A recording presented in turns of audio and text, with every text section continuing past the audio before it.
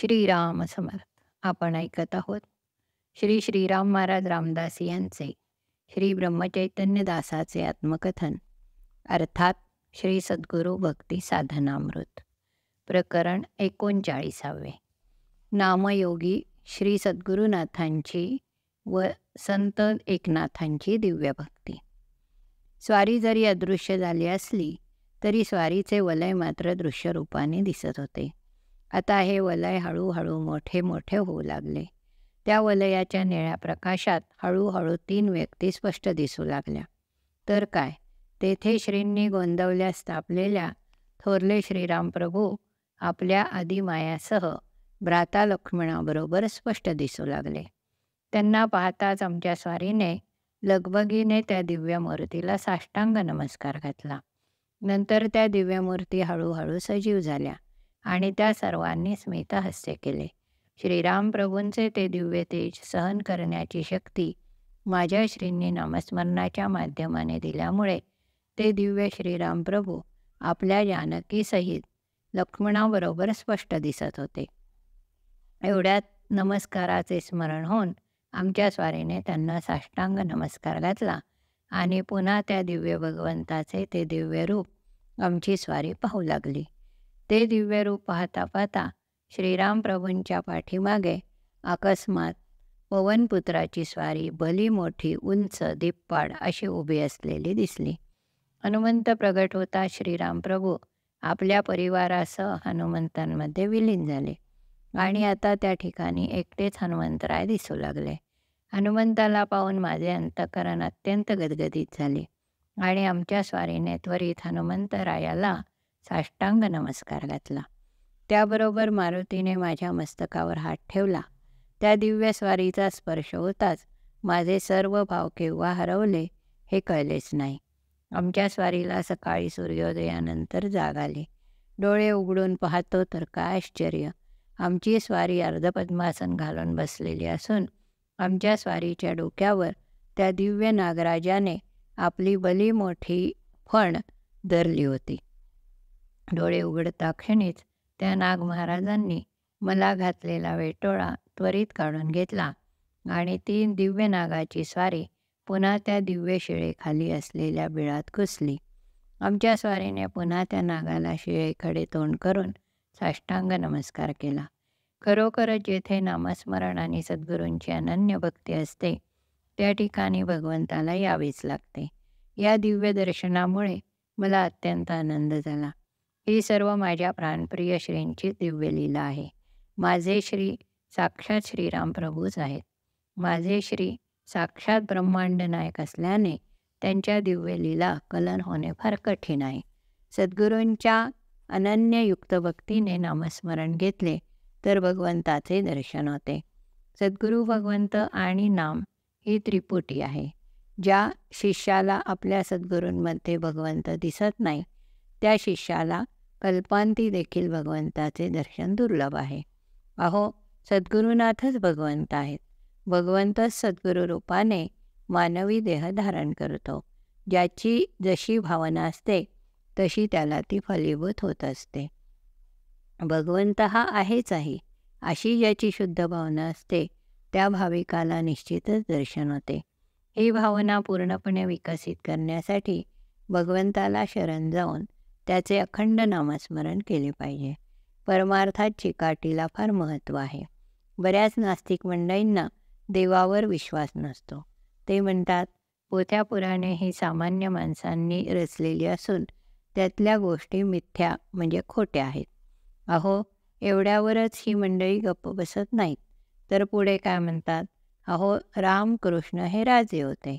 श्रीराम प्रभूंना तसे श्रीकृष्णाला सामान्य मानव समजणे हे केवढे मोठे पाप आहे. अशा पापी लोकांच्या नादी साधकांनी कधीही लागू नये. भगवंत हा आहेच या भावनेने आपली साधना चालू ठेवावी. जसजशी आपली भावना शुद्ध होत जाते तसतसे भगवंताचे अनुभव यायला लागतात. भगवंताकडे पोहोचण्यासाठी आपल्या मनाला सांसारिक विषयांच्या आसक्तीपासून खेचून घ्यावे आणि त्या मनाला सद्गुरूंच्या चरणी स्थिर करण्याचा अभ्यास करावा. अहो, रुक्मिणी, द्रौपदी, प्रल्हाद, शबरी, विदुर, ध्रुव इत्यादी भक्तांच्या दिव्यकथा वाचाव्यात, म्हणजे आपल्यातले दिव्य भाव जागृत होतील.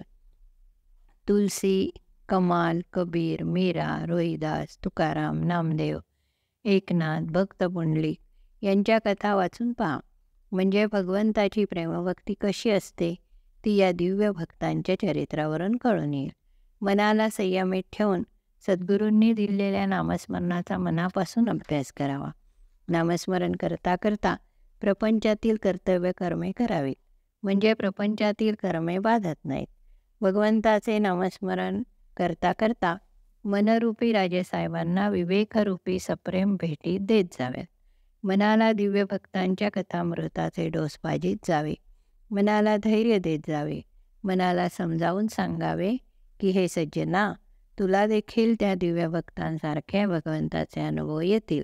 अहो, आपल्याला त्या दिव्य भगवंताचे दर्शन का बरे होत नाही? तर त्याचे उत्तर अगदी सोपे आहे. त्या दिव्य भक्तांसारखा आपला भाव नाही. त्या भक्तांसारखे आपले आचरण नाही. त्या भक्तांसारखे आपण त्या भगवंताला बोलावत नाही. ब्रह्मानंद, आनंद सांगर, कुर्तकोटी शंकराचार्य उर्फ भागवत स्वामी, रामानंद, तसेच आत्ताच अलीकडे झालेले प्रल्हाद महाराज या दिव्य विभूतींसारखे दिव्य भाव आपल्याजवळ नाहीत. म्हणून आपल्याला सद्गुरू भक्तीचा दिव्य आनंद प्राप्त होत नाही.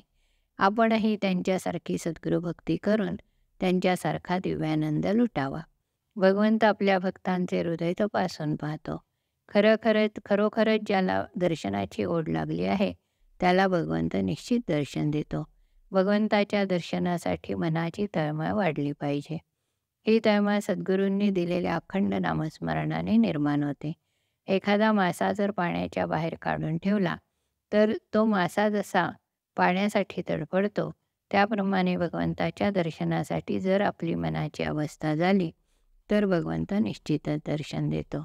असो, भगवंत केव्हाही दर्शन देवो, आपण मात्र सद्गुरू भगवंताने दिलेले नाम सतत घेत राहावे. ज्याला सद्गुरूमध्येच भगवंत दिसतो त्यालाच त्या दिव्य भगवंताचे दर्शन होते. अहो, तो दिव्य भगवंत सद्गुरूंच्या माध्यमाने शिष्याला मिळालेला असतो, परंतु आपल्यातल्या अज्ञानामुळे तो साधा मानव वाटतो. सद्गुरूच साक्षात भगवंत आहे ही भावना दृढ होण्यासाठी सद्गुरूंनी दिलेल्या नामाचा अखंड ध्यास घ्यावा.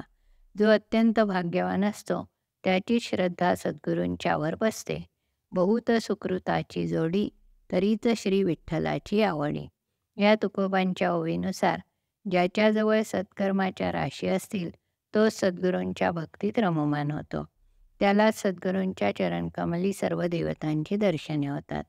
सद्गुरू माऊली शिष्यांना ज्ञानामृत पाजून आपल्या स्वस्वरूपाची ओळख करून देतात.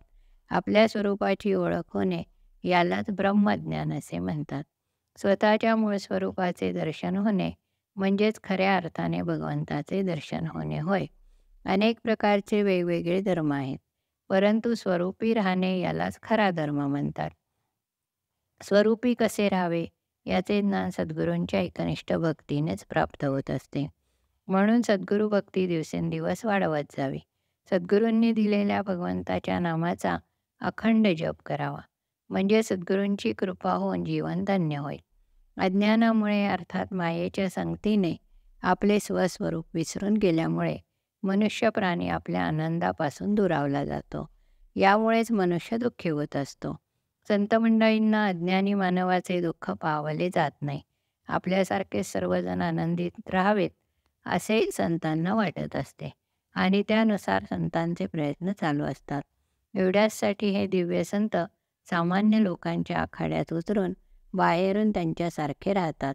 आपल्या टोळीत कोणीतरी नवीन व्यक्ती आली आहे याची जाणीव सज्जन लोकांना होत असते.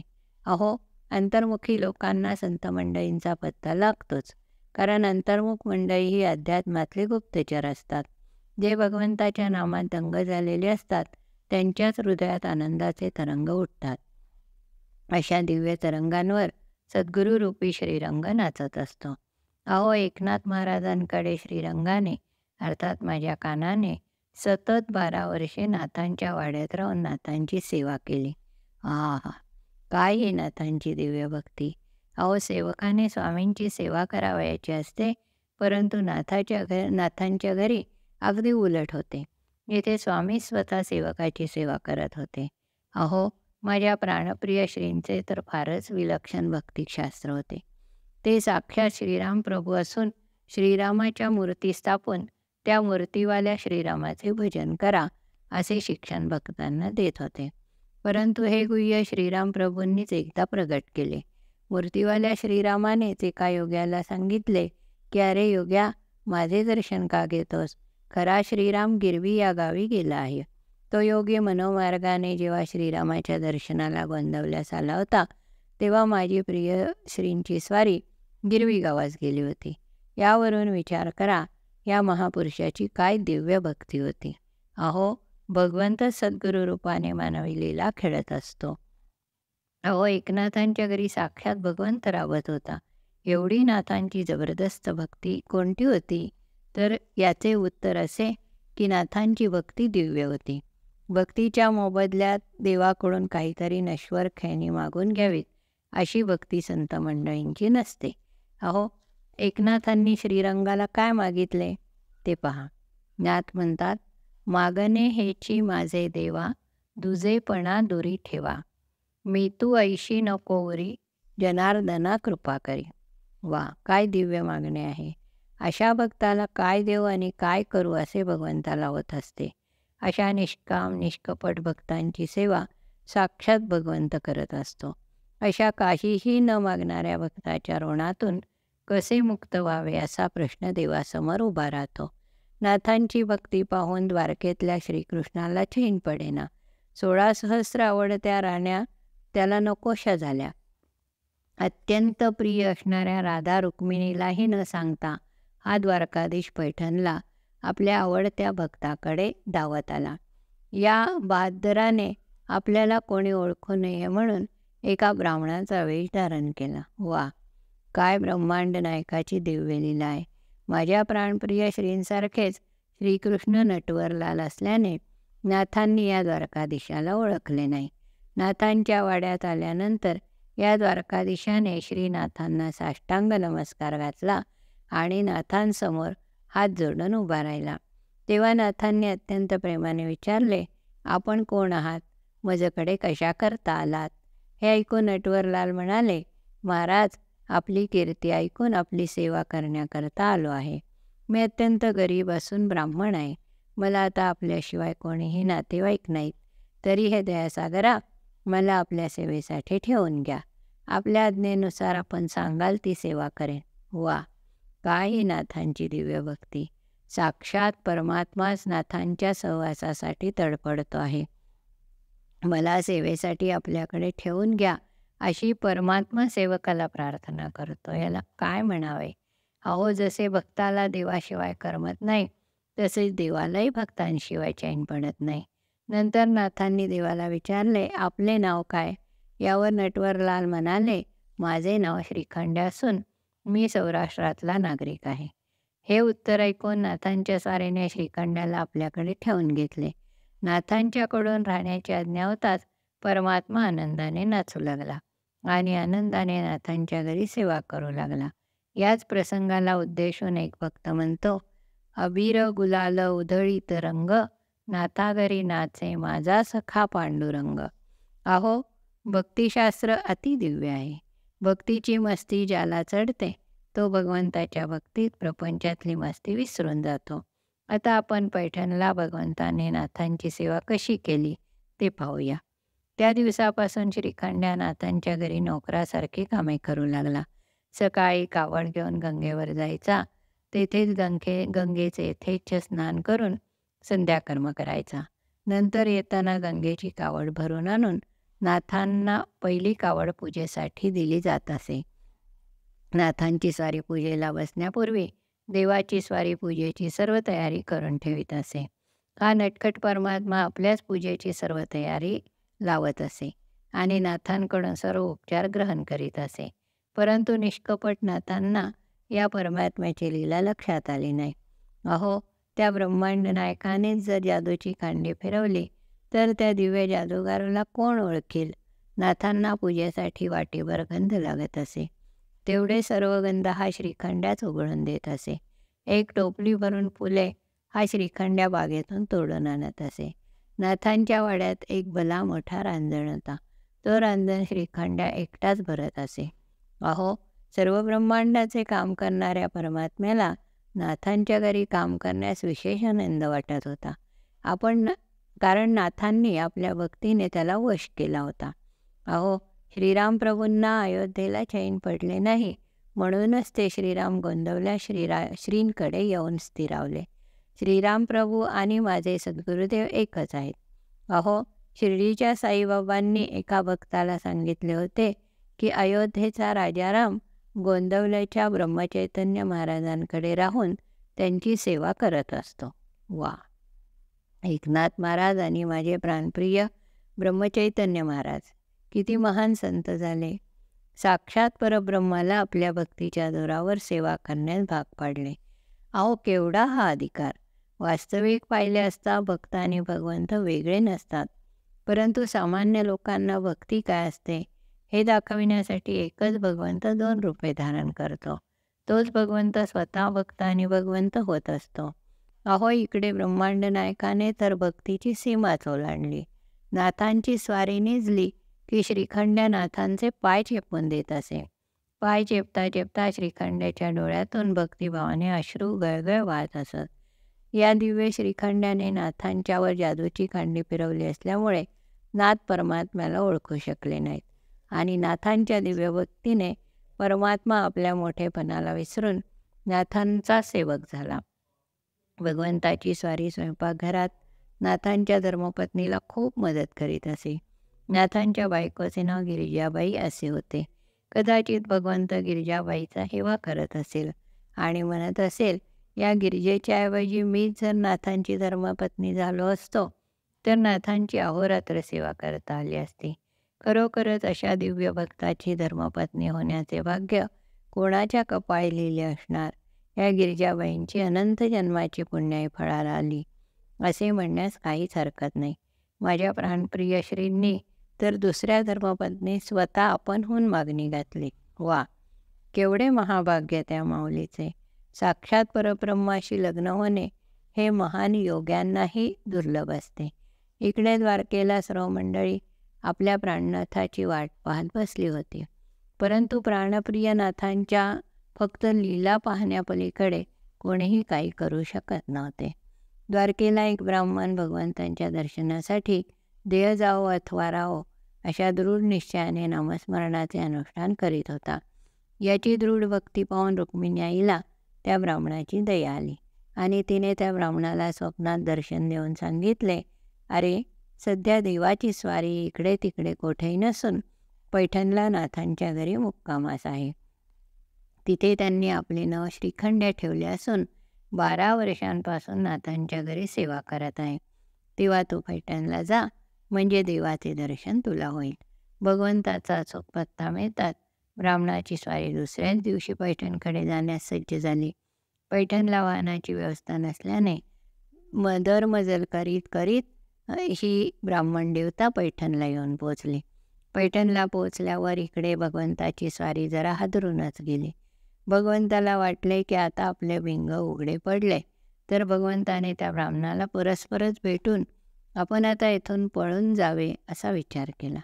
त्या ब्राह्मणाच्या येण्याच्या मार्गावर खांद्यावर कावड घेऊन श्रीखंड्या उभा राहिला. कावडवाल्याला पाहताच ब्राह्मणाने त्याला विचारले, का रे, नाथांचा वाडा कोठे आहे? तेव्हा नटवरलाल म्हणाले, अहो चला, मीच तुम्हाला नाथांचा वाडा दाखवतो. आणि या ब्रह्मांड नायकाने माझ्या नाथांचा वाडा दाखवला आणि भगवंतांची स्वारी मधल्या जवळच्या रस्त्याने पसार झाली. ब्राह्मणाची स्वारी अति आनंदाने नाथांच्या वाड्यात शिरली. त्याबरोबर नाथांच्या स्वारीने अत्यंत प्रेमाने त्यांचे स्वागत केले. नाथांनी त्या ब्राह्मणाचे स्वागत केल्यावर त्या ब्राह्मण देवतेला विचारले, आपण कोण आहात? आपल्याला काय पाहिजे? तेव्हा तो ब्राह्मण म्हणाला, मी द्वारकेचा ब्राह्मण असून भगवंतांच्या दर्शनासाठी मी आपल्याकडे आलो आहे. अहो, भगवंत साक्षात द्वारकेला असताना इकडे कुठे तुम्ही आलात? अहो, तो परमात्मा सर्व ब्रह्मांडात व्यापून आहे, मग तो द्वारकेत नाही का? एवढ्या लांब तुम्ही माझ्याकडे परिश्रम करून आलात, याला काय बरे म्हणावे? हे उत्तर ऐकून ब्राह्मणाने रुक्मिणीचा झालेला दृष्टांत नाथांना सांगितला आणि तो ब्राह्मण पुढे म्हणाला, तुमच्याकडे श्रीखंड्या नावाचा एक ब्राह्मण आहे ना, तो कुठे आहे? त्याला बोलवा पाहू. तोच श्रीखंड्या साक्षात भगवंत आहे, असे मला रुक्मिणी आईने सांगितले आहे. वा, काय त्या परमात्म्याची दिव्य लीला आहे. आपल्या भक्तांशी लपंडाव खेळण्याची त्याची दिव्यता पाहून मन थक्क होऊन जाते आणि तोंडातून आपोआपच पुढील शब्द बाहेर पडतात. ते आपण नाथांच्याच शब्दात पाहूया. असा कसा देवांचा देवबाई ठकडा, देव एका पायाने लंगडा. गवळ्या घरी जातो दही दूध खातो, पाडी दया दुधाचा रबडा. शिंकेची तोडितो मडकेची फोडितो, पाडी नवनीताचा सडा. वाळवंटी जातो कीर्तन करीतो, घेई साधू संतांशी झगडा. एका जनार्दनी भिक्षा वाडाबाई, देव एकनाथाचा बछडा. वा, काय नाथांचा अधिकार आहे. ते भगवंताला ठकडा म्हणतात. अहो, त्या परमात्म्याला ठकडा, चोर, भांडखोर वगैरे म्हणण्याची इतर कोणाची छाती आहे का?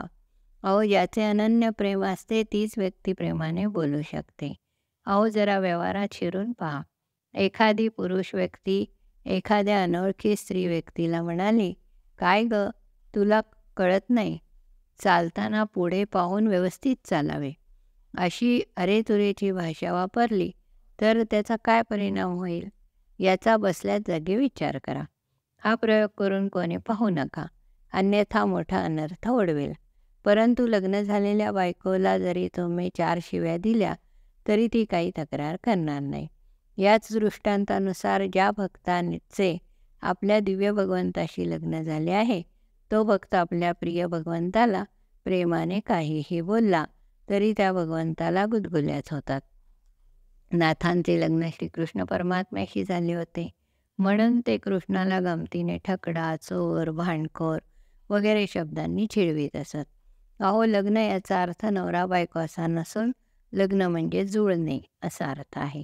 जेव्हा 2 मने एक होतात त्याला लग्न असे म्हणतात.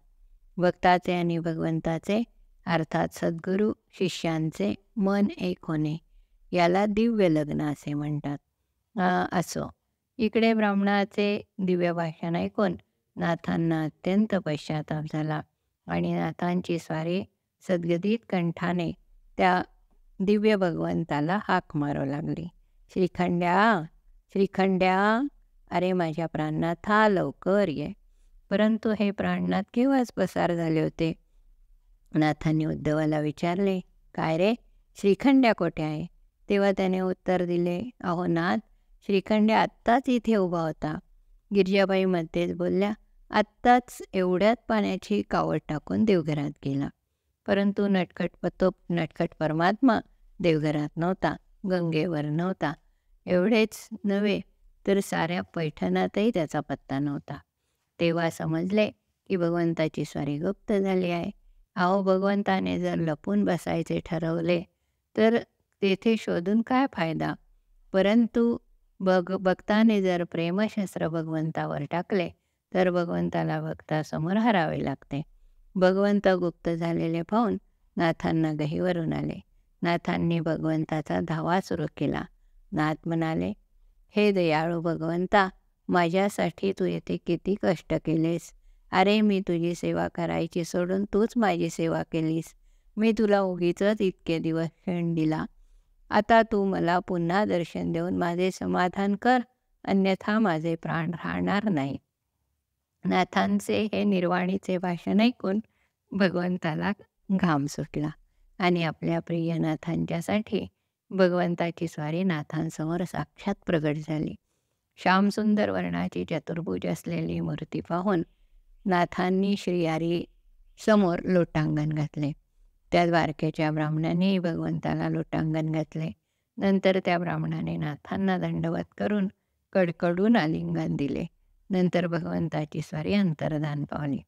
भगवंताच्या साक्षात दर्शनाने नाथांना खूप दिव्य समाधान झाले. नाथ त्या ब्राह्मणाला म्हणू लागले, अहो, आपल्यामुळे मला श्रीखंड्याची ओळख पटली. तेव्हा तो म्हणू लागला, छे छे नाथा, हे काय आपण म्हणता, आपल्यामुळे मला भगवंताचे दर्शन झाले. इकडे आमची स्वारी सद्गुरूंच्या सह श्रीराम प्रभूंचे तसेच हनुमंताचे सगुण दर्शन घेऊन श्रींचा जय जयकार करीत नर्मदा काठाने पुढचा मार्ग आक्रमू लागले. सद्गुरूंच्या वर अनन्य भक्ती असली म्हणजे भगवंताला भक्तासमोर हजर व्हावेच लागते. सद्गुरू भक्तीचा महिमा अगाध आहे. अखंड भगवंताचे नामस्मरण करणे ही सद्गुरूंची अनन्य भक्तीच आहे. आज उत्तर तटावरचा नर्मदा झाडीतला 3रा दिवस होता. अद्याप या तटावर लुटणारे भिल्ल कोणीही आले नव्हते. मनात एक विचार राहून राहून येत होता की रात्री दोन्हीच्या ठिणग्यांनी अनेक बोके पडलेले वस्त्र कोण घेईल. माझ्या अंगावरची छाटी अर्थात पंचा पाहून त्या भिल्लाला आनंद न वाटता दुःखच होईल. या विचाराने माझे अंतःकरण गहिवरून आले आणि माझ्या डोळ्यातून गंगा यमुना वाहू लागल्या आणि ते पाण्याचे कोमट थेंब माझ्या गालावरून ओघळू लागले. एवढ्यात एक महान असे आश्चर्य झाले. माझ्या अंगावर एकाएकी पांढरी शुभ्र शाल आणि कमरेभोवती पांढरी शुभ्र छाटी नजरेस आली. ते पाहून माझे अंतःकरण श्रींच्या प्रेमाने भरून आले. नंतर थोड्याच वेळात एक भिल्ल मामांची स्वारी आमच्या स्वारीसमोर येऊन हजर झाली. त्या मामांना पाहून आमच्या स्वारीला मनस्वी खूप आनंद झाला.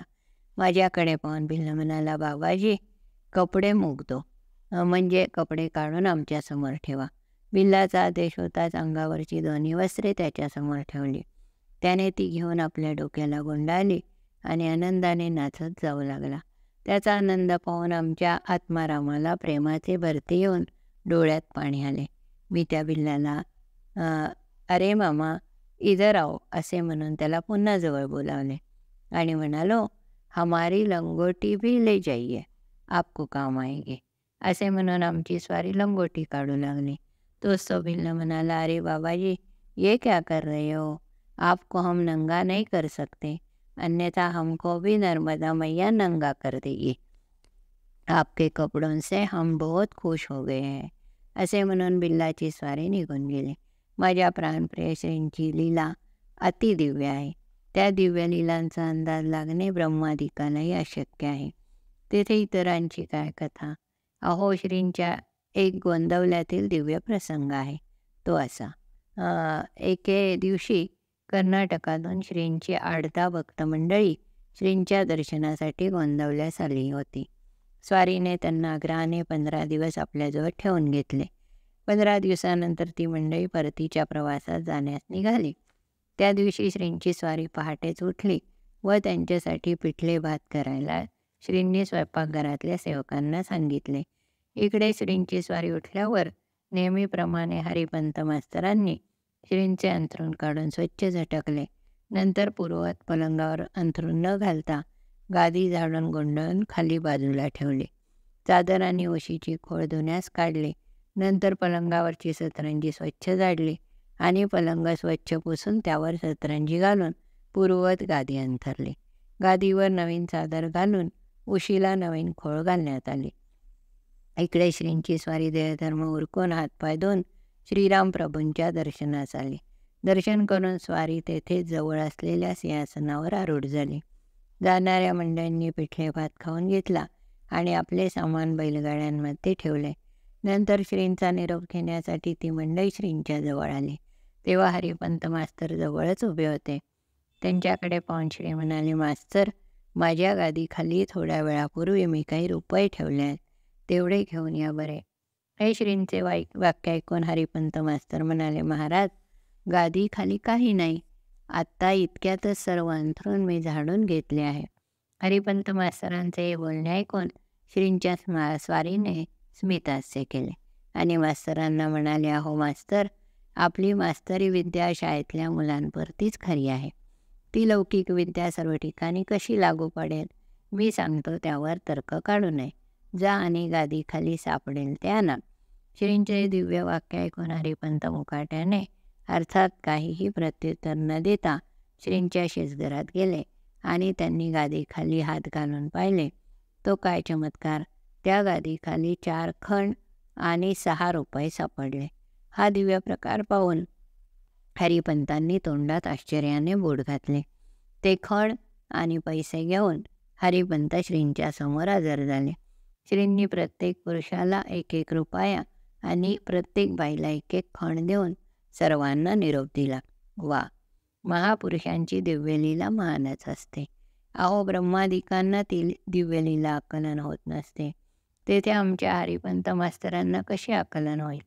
परंतु ब्रह्मादिकांपेक्षा आमचे हरिपंत मास्तर निश्चितच भाग्यवंत म्हणावे लागतील. कारण की या हरिपंतांनी या दिव्य श्रींच्या लीला आपल्या प्रत्यक्ष डोळ्यांनी पाहिल्या आहेत. साक्षात परब्रह्म स्वरूप महापुरुषांचा सहवास मिळणे ही केवढी महाभाग्याची गोष्ट आहे. असे महाभाग्य आमच्या हरिपंतांना मिळाले हे हरिपंतांचे परमभाग्य होय. अहो, संतांचा सहवास लावण्यासाठी अनेक जन्म तपश्चर्येत घालवावे लागतात. तरच कोठे माझ्या श्रींसारख्या समर्थांचा सहवास मिळतो. काही महाभागांना सहवास लाभतो, परंतु तो दिव्य सहवास टिकवता येत नाही. काही शहाणे तर्ककुतर्कांच्या जाळ्यात अडकून गतप्राण होतात. तर काही महाभाग त्यांचा द्वेष, मत्सर, निंदा करण्यात आपले अमूल्य आयुष्य बर्बाद करतात. काही महाभाग गोचिड माशांप्रमाणे गाईच्या स्तनाजवळ राहून दुग्धामृत न पिता रक्तच पितात. अगदी याच न्यायाने काही दुष्ट प्रवृत्तीची माणसे संतांजवळचे ज्ञानामृत न पिता त्यांचा छळ करतात. अरे रे, छी छी! मनुष्य जन्माला येऊन राक्षसासारखे आचरण करणे हे केवढे महापाप आहे. जी माऊली आपल्याला दूध पाजते त्या माऊलीचा छळ करून तिचे रक्त पिणे यासारखे दुसरे कोणते महापाप असणार? श्रीराम. हरि ओम तत्सत.